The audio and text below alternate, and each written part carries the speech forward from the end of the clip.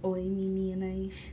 Bom, esse vídeo hoje é pra gente poder conversar um pouquinho sobre a nossa lição 4 da revista, que tem como título Xenofobia, isso pega? Mas antes da gente começar a entrar nesse assunto, eu queria ver com vocês a definição do que é xenofobia e do que é cultura, que está no dicionário. Mas vocês podem procurar no Google também depois, se vocês quiserem. Eu vou ler para vocês. Xenofobia é aversão ou rejeição a pessoas ou coisas estrangeiras, temor ou antipatia pelo que é incomum ou estranho ao seu ambiente. E vou ler para vocês a definição de cultura, que é um conjunto de conhecimentos, costumes, crenças, padrões de comportamento adquiridos e transmitidos socialmente que caracterizam um grupo social. Bom, vocês devem estar se perguntando assim, por que esse assunto está na revista, ou que diabos é xenofobia? Bom, algumas pessoas já sabem, mas para aquelas que não sabem eu vou tentar explicar a partir dessa definição que a gente viu no dicionário. Xenofobia nada mais é do que um preconceito a tudo aquilo que é estranho à sua cultura, tudo aquilo que é de fora, mas não digo só uma cultura social de tipo grupos de pessoas diferentes, mas uma cultura aquilo que é estrangeiro, ou seja, as pessoas de fora, de outras nações. E é estranho a gente pensar nisso hoje em dia, em xenofobia, já que a gente vive num mundo tão globalizado, onde a gente tem amizades com pessoas de outros países, onde a gente consome conteúdo tanto de filme, quanto de série, quanto de vídeos no YouTube de outros países. Então é estranho você pensar que ainda existe esse tipo de preconceito, mas sim, ele ainda existe.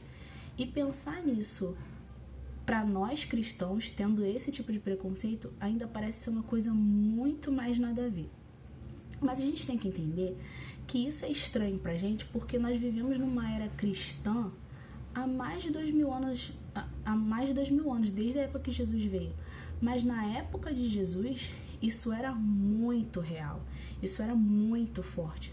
Tanto que a Bíblia mesmo cita vários casos de xenofobia, né? Que era um preconceito, vamos supor, que os judeus tinham contra os samaritanos. Lembra que naquela parábola que Jesus fala lá em Lucas 10, do versículo, a partir do versículo 28 em diante, Jesus vai contar aquela parábola do samaritano, que a gente conhece, que um homem estava descendo a estrada de Jerusalém e ele foi assaltado e foi ferido, e aí passou um sacerdote, não ajudou ele, passou um levita, não ajudou ele, mas um samaritano, que era um povo totalmente contrário, né, que era um povo que vivia brigando com os judeus, foi lá, ajudou aquele homem, pagou uma estadia para que ele ficasse lá, passasse a noite e tivesse seus ferimentos curados, né? E Jesus estava ensinando o que naquela parábola? O nosso amor ao próximo, ou seja, que esse dever que nós temos como embaixadores de Cristo, de levar a palavra, de amar o nosso próximo,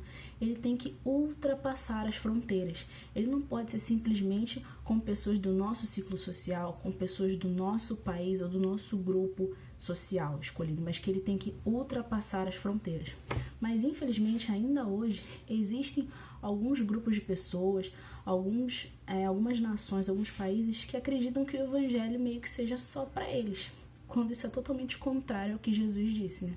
Jesus nos ensina mesmo lá em Mateus 28, versículo, deixa eu ler aqui para vocês podem até abrir comigo. Deixa eu ver, Mateus 28, se eu não me engano é o versículo 19. Não, é o versículo é versículo 19. Ele fala assim: portanto vão e façam discípulos de todas as nações, batizando-os em nome do Pai e do Filho e do Espírito Santo. Ou seja, não existe uma fronteira que o evangelho não possa ultrapassar. Não existe, não, o evangelho é só para minha nação, é só para o meu país, é só para o meu grupo social. Não, Deus nos chamou para pregar a todas as nações e a toda criatura. Bom, o texto base dessa lição está em Atos capítulo 8, do versículo 5 ao versículo 8, e depois do versículo 26 ao versículo 31. E o que conta nessa história? Bom, depois da morte de Estevão, lembra que Estevão morreu apedrejado, como contava na Bíblia? Começou-se uma perseguição muito forte contra a igreja, né? E Saulo, que naquela época não era o apóstolo Paulo ainda, ele vivia perseguindo os cristãos. E o que aconteceu? Como a perseguição estava muito forte contra a igreja, os cristãos, né, as pessoas que estavam ali crendo que Jesus era o Messias, que ele tinha vindo resgatar e reconciliar a humanidade com o mundo, começou a se dispersar. Mas os apóstolos, eles tiveram que permanecer ali em Jerusalém, mas as outras pessoas se dispersaram para a Judéia e Samaria. E o Filipe, né, que era um dos discípulos de Jesus, ele foi enviado pelo anjo do Senhor para pregar em uma cidade de Samaria. E aí ele foi, e ele pregou, e a multidão se encheu de alegria, foi tomada pelo evangelho, né, e se converteu.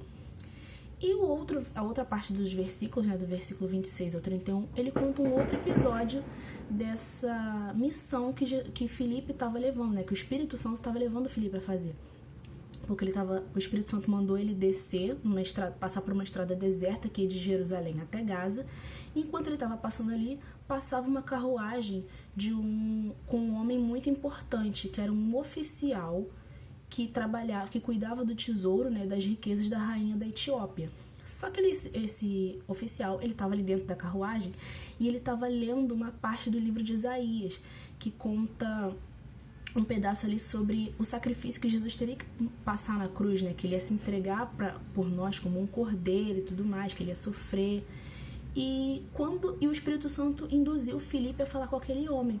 E aí Filipe foi lá, falou com ele: olha, você sabe o que você está lendo? Você está entendendo o que você está lendo? E aquele homem falou assim: olha, não, porque não tem ninguém para me explicar. O Espírito Santo falou: olha, vai com ele e explica para ele. E aí Filipe foi, sem pestanejar, obedeceu ao Espírito Santo, explicou tudo para aquele homem, né? Evangelizou ele, né, com tudo que Jesus podia fazer e tudo mais. E resumo, aquele homem foi tomado pelo evangelho, teve a vida transformada e ele levou todo o evangelho, né, toda a palavra de Deus para a África. Foi o início ali para que o continente africano conhecesse a palavra de Deus. Sem contar as viagens missionárias de Paulo, que a Bíblia conta, que ele foi à Europa, ele foi à Ásia. Quantas pessoas foram tocadas pelo poder do evangelho e são tocadas ainda hoje pelos missionários, né? Pelas pessoas que se doam e resolvem abrir todo o seu coração e viver essa missão de pregar o evangelho a todo mundo, a toda criatura, sem pensar em raça, sem pensar em grupo econômico, sem pensar em grupo social, sem pensar em nação. Então, o que eu queria deixar com vocês hoje e queria que a gente refletisse é que a Bíblia conta que existem 2 mandamentos muito importantes, que são os mais importantes de todos, que é o quê? Amarás o teu próximo, amarás a Deus acima de todas as coisas e amarás o teu próximo como a ti mesmo. Que nós possamos ter isso em mente, porque quando nós falamos do amor de Cristo, quando a gente se doa e quando a gente realmente abre a boca para evangelizar, a gente está cumprindo esse mandamento, a gente está amando o nosso próximo assim como Jesus nos amou. E vocês podem estar pensando assim: poxa, mas eu não tenho contato com outras culturas e tudo mais, como que eu vou evangelizar? Como que eu vou fazer isso? A gente tem que entender que todo lugar que nós estamos é um campo missionário. Todo tipo de pessoas que nós encontramos é um grupo social diferente. Então, que nós possamos ter esse ímpeto que os discípulos naquela época, e ainda hoje tem, de não ter vergonha, de abrir a boca e realmente pregar para o evangelho. Porque hoje em dia, o Brasil, a gente não sofre tanta perseguição, a gente não sofre perseguição religiosa como outros países sofrem, né? Mas ainda assim, muitos cristãos morrem por amor a Cristo, muitos cristãos resolvem se doar e entendem que assim como eles foram alcançados, outras pessoas de outras culturas, de outras nações, precisam ser alcançadas pelo Evangelho. Então, que nós possamos ter isso em mente. E para fechar, eu queria ler com vocês o versículo que está em 2 Coríntios, capítulo 5, versículo 20, que fala assim: portanto, somos embaixadores de Cristo, como se Deus estivesse fazendo seu apelo por nosso intermédio. Por amor a Cristo, suplicamos, reconciliem-se com Deus. Ou seja, nós somos embaixadores de Cristo. O que é um embaixador? É alguém que politicamente representa aquela nação nos lugares por onde ele passa. E se nós somos embaixadores de Cristo, nós devemos representar o reino, devemos representar o nosso rei, ou seja, nós vivemos na cultura do rei, na cultura de um reino, e essa é a cultura certa, é a cultura do reino de Deus. Que nós possamos explicar, que nós possamos abrir realmente a nossa boca e contar isso para as pessoas, porque é o nosso dever, foi para isso que Cristo nos chamou.